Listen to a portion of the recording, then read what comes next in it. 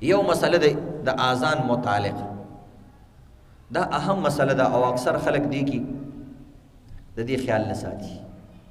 اذان عزتمندو د شریعت یو شعار دی. شعار ویل کېږي اسلامی نخا. څنګه هر یو سیس کې الله خاص داغي نخې پیدا کړي، دغه رنګ شریعت د نور دینونو نه چې بیلیږي نو په خاصو نخو نښانو باندې بیلیږي، نشانی علامتونه وي او هغه نخې نښانې داسې وي چې هغې ته په هغه دین کې د فرضو نه غټ حیثیت حاصلي یا د فرضو په شان حیثیت ته حاصلي. یعنی څنګه چې د فرضو ته انکار او توهین کې ته د اسلام نه خارج کېږي نو په هغه نښه نښانو بې عزتۍ او توهین سره هم ته د اسلام نه خارج کېږي. مثلا اذان پورې خندل، جمعات پورې عالم پټکی دي سيزونو پورې خندل، صفا مروه حج زکات دي سيزونو پورې خندل. نو د دې سيزونو پر رعایت کې نو د اذان چې کله شروع شي نو ډېر ادب سره به اذان اوري. تر دې پورې بعضې فقهاو لیکلي چې اذان شروع شي ته ناست نو ته ودرېږه د دې عزت دپاره، د الله د نوم دپاره ودرېږه، خو دا ضروري نه ده. یا لږ ساعت ته ودرېږه واپس کښېنه، یا روانې لږ ساعت له په هغه ځي باندې سټاپ شه چې زما د الله نوم رالی. صحابه به چې کله د اذان آواز واورېدو وي رنګونه به یې زیړ شو، چای هی بیا د الله د طرف نه استازی رالی چې پته نه لګي د الله په پیغام باندې به صحیح طریقې سره وخیږو که نه. الله آواز وکړو چې راشه زما طرف ته، نو پته نه لګي د الله آواز باندې به پوره عمل موږ وکړی شو که ونه کړی شو. نو رنګونه به بدل شو، دکانونه به بندېدل شروع شو او په دغه وخت کې به خاموشي اختیار شوه. تر دې عزتمندو چې انسان تلاوت کوي او اذان شروع شي نو بهتره خبره ده چې تلاوت هم بند کا، اگر چې هم د الله ذکر دی او بهتر ذکر دی قرآن، خو اذان شروع شو نو ته تلاوت لږ ساعت دپاره بند که د ادب دپاره. ښځو به تاسو کورونو کې لیدلي چې اذان به شروع شو زر به یې لوپټه په سر کړه. دا یو عزت خبرې، دا سنت طریقه نه ده خو عزت دی چې ښځه د اذان عزت کوي. چې اذان شروع شو لوښي به یې وینځل، لږ ساعت نه به سټاپ شوه. بعضې کسان خبرې کې تاسو کتلي وي بس یکدم هغه خبرې په هغه ځای باندې بندې کړي.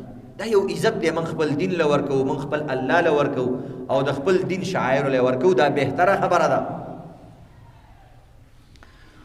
نو اذان وخت کې بیا څه کول پکار دي؟ دا یاد لرئ د اذان جواب ورکول واجب دي. ور واجبات څومره واجبات د فرضو په شان دي، څوک خیال نه ساتي. واجب دې ته وایي چې تا نه پاتې شي قضا به یې کې، او دغه رنګې بعض صورتونو کې او ته پکې ګناهګارېږي. لکه وتر واجب ګوره د فرضو په شان موږ خیال ساتو چې سړی مړ شي د شپږو مونځونو موږ فدیه ورکوو، د واجب هم ورکوو. نو د اذان جواب ورکول هم واجب دي. البته جواب ورکولو کې به دوه صورتونه دي. بعض عالمان وایي په خولې جواب ورکول واجب دي. اوس تاسو سوچو کې چې کله اذان کېږي څوک جواب ورکوي، زیات نه زیات خلک غلی شي، بس جواب ورکول واجب دي.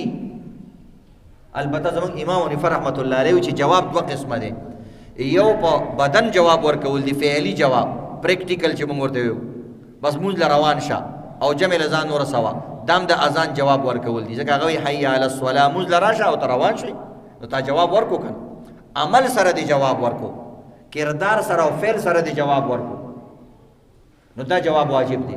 په خولې باندې زمونږ په مذهب کې جواب ورکول مستحب خبره ده او نورو مذهبونو کې عزتمندو واجب ده. وایي که په خولې دې د اذان جواب ورنکو ګناهګارې، نو چې هر څه هغه هم لوی امامان دي او زمونږ پې څه کور نه ورانېږي که موږ جواب ورکو. نو د دې وجې نه عزتمندو نن نه پس ځان باندې لازم کړي چې کله اذان کېږي د اذان جواب به ورکوئ. اوس د اذان جواب به څنګه ورکوئ؟ په خولې باندې، په قال باندې، په زبان باندې، د هغې خپله طریقه ده. نبي علیه الصلاة والسلام اذا سمعتم النداء فقولوا مثل ما قال. وایي اسانه خبره، وایي چې کله تاسو ندا اذان واورئ نو اذان کوونکی مؤذن چې څنګه وایي هغه شی تاسو هم وایئ. نو د دې بیا دوه طریقې دي د اذان د جواب ورکول. یو دا دی چې څنګه بس مؤذن کوم ټکی وایي هغه لفظ د هغې نه بعد ته م وایه، هغې الله اکبر الله اکبر ته م وایه الله اکبر الله، او حی علی الصلاة ته م وایي حی علی الصلاة، او هغه حی علی الفلاح ته م وایي حی علی الفلاح. دا یو ټول آسانه طریقه ده. دویمه طریقه د مسلم شریف حدیث کې راغلی دي چې الله اکبر په شان وایا، اشهد ان لا اله الا الله هم هغه شان وایا، او حي علی الصلاه او حي علی الفلاح چې کله مؤذن وي نو په دغه دوران کې ته وایا لا حول ولا قوه الا بالله. دا پکې لږ فرق دی بس، چې کله وایي حي علی الصلاه حي علی الفلاح نو ته څه وایا لا حول ولا قوه الا بالله. دا جواب شو د اذان. او نور بس څنګه مؤذن وي هغه څه وایا، نور ټول د مؤذن په شان ویل، نور فرق پکې نشته. یو فرق پکې دا دی چې د سحر اذان کې هغه وایي الصلاة خیر من النوم، خدا هغه چا لپاره چې د سحر اذان یې اورېدلی نو هغه وایي الصلاة خیر من النوم. نو دغه دوران کې بیا دا وایي صدقت و بررت، صدقت و بررت، تا ډېره صحیح خبره وکړه او تا ډېره د نیکۍ خبره وکړه چې موږ د خوب نه ډېر بهتر دی. صدقت چې نو نشوي دا وایي صدقت قدام نشي ویلی هغه وایي الصلاة خیر من النوم، تم وایي الصلاة خیر من النوم. همدغه شانو سره ووایه څنګه چې هغه ویلي هغه شانې ووایه. نو دی وجې نه عزتمندو ګوره دا د اذان جواب شو. په بعضو مذهبونو کې د اذان جواب ورکول واجب دي. نو عزتمندو د اذان جواب ډېر ښه خلک دي د اذان جواب نه ورکوي، په لاره روان یې ورکوه جي ډېر اذانونه کېږي، د اول اذان ورکوه چې کوم اول اذان وشي د هغې جواب ورکوه تر دې پورې چې یو جمعه او د ټولو ورکولی شي ډېره ښه خبره ده. کنی به د یو اذان دې ورکړو بس کیسه ختم، تا خپل هغه واجب پوره کو یا هغه مستحب دی پوره کو. نو د اذان جواب بنن نه پس انشاءالله ورکو کنه، انشاءالله آسان کار دی. بعض روایتونو کې بدی باندې ډېر زیات ثوابونه راغلي دي. نبی علیہ الصلوۃ والسلام وایي کله چې تاسو اذان واورئ د اذان جواب ورکوئ قولو صيغه راغلي د امر، اگر چې مونږ وایو امر د مستحب د پاره دی نو امر صيغه راغلي دا چې خامخا ورکوئ. بعض عالمان ته خامخا دي او چې کله اذان ختم شي به نبی اسلام وی صلو علیه به ما باندې درود شریف وای. تاسو کدي خیر اکثر خلک چې اذان ختم شي ډایرکټ اللهم رب هذه الدعوه التامه دعا شروع کی. دا طریقه مسنون نه ده. مسنون طریقه دا چې اذان ختم شي درود شریف وایا، پہله درود شریف وایا، مختصر وایا صلی الله علیه وسلم دسی وایا، اللهم صل علی محمد دومره وایا، خو درود شریف پہله وایا. به نبی علیہ السلام وی زما د پاره د شفاعت دعا وای، د وسیلې دعا زما د پاره د وسیلې دعا وای، دا وسیلې دعا ده اللهم رب هذه الدعوه التامه والصلاه القائمه، دا دعا وای. نبی علیہ السلام وی چې کوم انسان د اذان جواب ورکی بیا درود شریف وای بیا مالا د وسیلې دعا وکي چې دا خاص مقام دی مال به الله راکړي نو دې انسان باندې زما شفاعت واجب شو، زما شفاعت کوم. نو چې کوم انسان دا غواړي چې پیغمبر زما براه راست شفاعت وکړي نو هغه د اذان جواب ورکړي او هغه د اذان نه پس دا دعا وي.